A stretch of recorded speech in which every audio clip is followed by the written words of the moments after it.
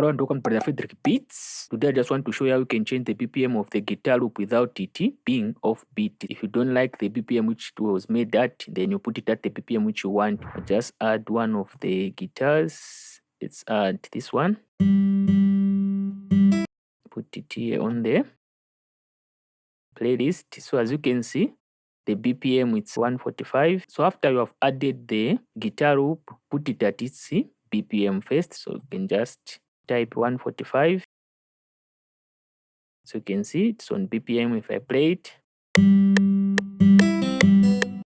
double click on the loop, then come here at certain mode, then here at certain resample, click here, then select the Stretch Pro.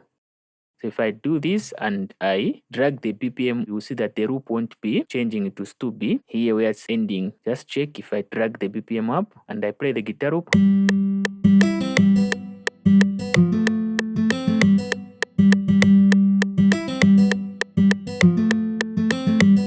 So you can see the guitar loop is still on BPM. Even if I drag the BPM down, you can see it's 145. Let's put it at 128.